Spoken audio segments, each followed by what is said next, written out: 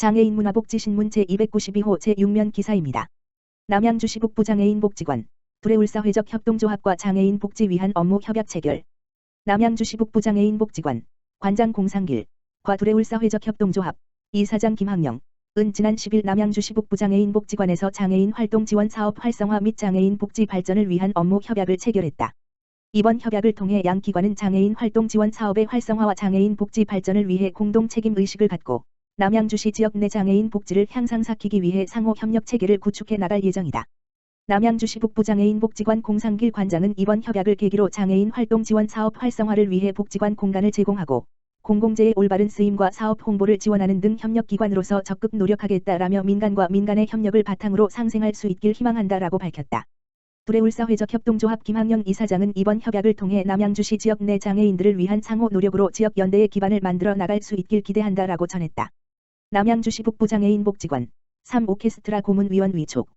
남양주시 북부장애인 복지관 관장 공상길, 은 지난 15일 남양주시 사암 유스 필 오케스트라 조성미 단장과 업무 협약을 체결하고 3오케스트라의 원활한 운영을 위해 고문위원을 위촉했다.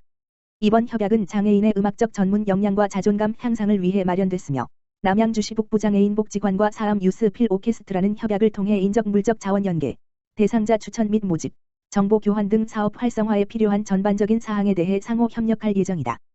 또한 남양주시 북부장애인 복지관은 3오케스트라의 고문위원으로 합동금속공업 파스너 최병선 회장, 정현악기 정병길 대표, 경북대학교 공연예술학과 유원용 학과장, 사암 유스 필 오케스트라 조성미 단장을 위촉했으며 고문위원들은 장애인의 음악적 전문 역량 향상을 위해 적극적인 지원을 약속했다.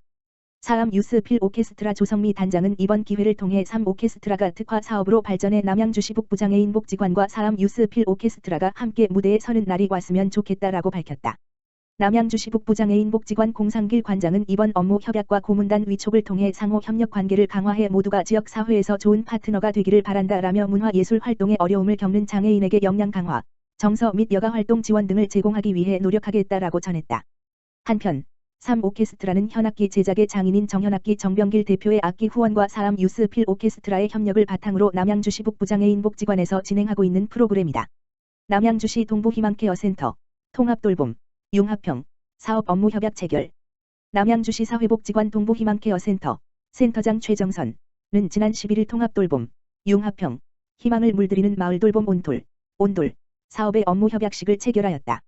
이날 마석기도교양병원, 햇사요양병원, 남양주 해피트리 요양원, 신망의 이룸터, 사회적 협동조합 일관나눔 도우누리, 남양주 지역자활센터, 스마일온치과, 남양주 나눔병원, 남양주 행복도시락 주식회사, 이웃사랑봉사회 등 11개 영역별 기관 및 이웃이 함께 한 자리에 모였으며 병원 시설 등에서 퇴소한 노인, 장애인, 정신질환자 분들이 지역사회로 복귀해 자립할 수 있도록 대상자 발굴에서 의료 돌봄 건강한 식생활 자립을 위한 생활지원 등 모든 영역의 지원을 아끼지 않을 것을 다짐했다.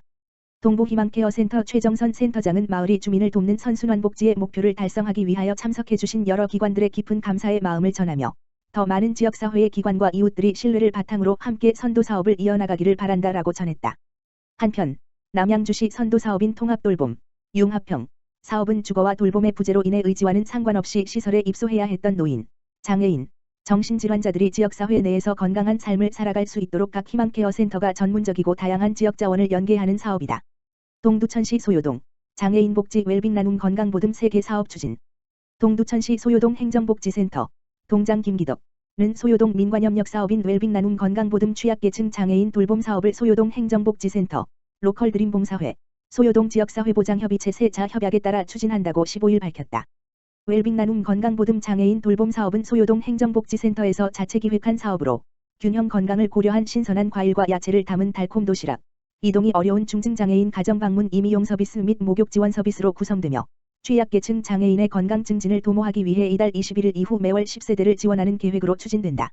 이번 사업은 신체적 제약으로 일상생활이 어려운 중증장애인 등 건강 취약계층에게 신선한 과일과 야채를 지원하고 이동이 불편한 중증장애인은 가정방문을 통한 목욕 및 임의용 서비스 등 신체 위생관리 제공을 통해 건강한 일상생활을 영위할 수 있도록 지원하여 삶의 질을 높이는 데 크게 기여할 것으로 보인다. 소요동 행정복지센터 업무 관계자는 소요동에서는 올해 소담쓰담 제가어르신 종합돌봄 사업에 이어 장애인 복지 분야인 웰빙 나눔 건강보듬 사업을 추진할 계획으로 특정 취약계층에만 기울지 않고 균형 있는 동단위 복지정책 사업을 이어갈 계획이다라고 밝혔다. 동두천시 무한돌봄센터 다시 쓰는 사례관리 우수사례 공모전 참여.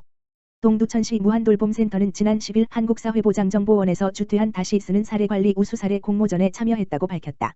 이번 공모전은 전국의 지방자치단체에서 수행했던 사례 중 아쉬웠던 종결 사례를 재해석하고 현재의 시점에서 제공할 수 있는 복지 서비스가 무엇인지 파악하여 개개인의 실무 능력을 향상시키기 위해 개최되는 것으로 관련 전문가의 심사를 통해 오는 7월 말 공모 결과가 발표된다. 무한돌봄센터는 자폐성 장애가 있는 성인 자녀를 돌보는 노인부부 가구의 이야기를 공모 사례로 선정하고 당시에 수행하였던 사례 관리 내역을 돌아보며 개선 및 발전 방향에 대한 연구 결과를 상세하게 기술했다.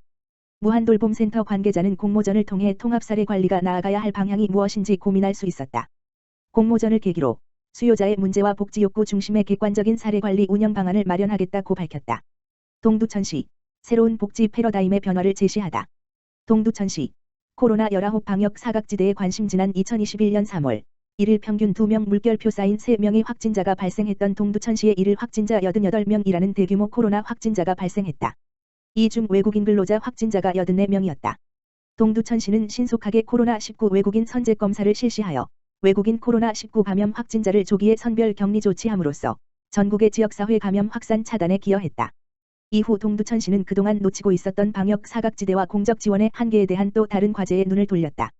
그동안 국가와 지방자치단체가 재난지원금, 재난기본소득 등 코로나19 위기 극복을 위한 다양한 공적 지원과 민간 자원을 통해 전방위적 지원을 하고 있었으나 거주지 이동이 많고 은폐 생활을 주로 하는 외국인 근로자와 미등록이 주민들을 위한 지원에는 한계가 있어 전국적으로 사각지대가 발생하고 있는 실정이다. 새로운 복지 패러다임 제시. 현재 코로나19로 인해 긴급고용안정지원금, 긴급재난지원금 등 현금 지원과 마스크, 손 세정제 등 다양한 현물 지원을 통해 맞춤형 복지 지원을 펼치고 있으나 이는 내국인과 결혼이민자 등 정상적으로 등록된 외국인에게만 지원되고 있다.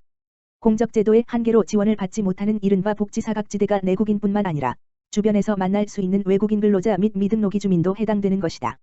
시는 관내 외국인 근로자를 포함한 미등록이 주민의 수가 5천여 명에 달하며 아직 파악되지 않은 미등록이 주민은 더 많을 것으로 보고 있다.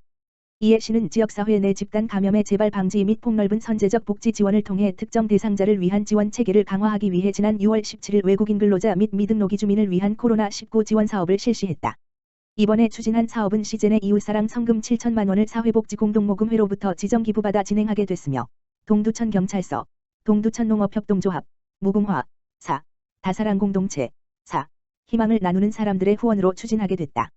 사업 추진을 위해 지난 4월부터 동두천 경찰서, 이주민 단기 쉼터 관계자, 외국인교회 목회자, 경기북부 지역난민 활동가 등 관계자 간담회를 3차례 실시하여 지원 대상자 및 지원 물품 등 세부 계획에 대해 논의했다.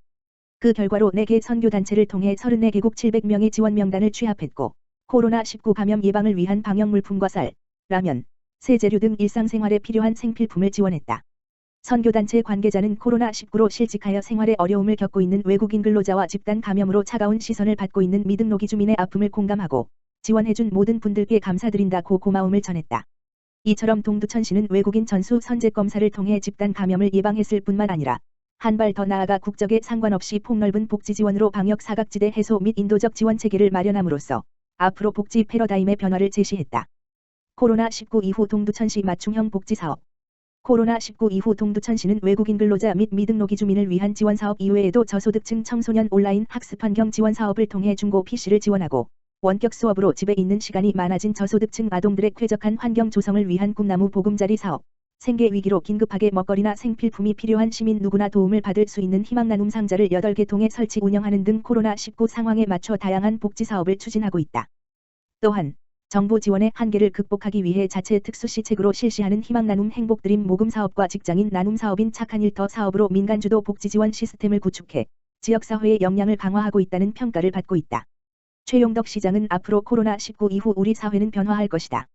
특히 코로나19로 인해 숨어있던 복지 욕구가 폭발적으로 표출될 수 있으며 이에 대한 발빠른 준비만이 복지 사각지대를 예방하고 더 살기 좋은 동두천을 만들 수 있다며 근본적 대응 방안과 다양한 복지 계획을 수립하고 지원할 것이라고 밝혔다. 동두천시가 이번에 추진한 외국인 근로자 및 미등록이 주민을 위한 선제적 지원은 또다시 발생할 수 있는 집단 감염을 방지하고 인종주의적 편견을 해소했다는 데 큰 의미가 있다.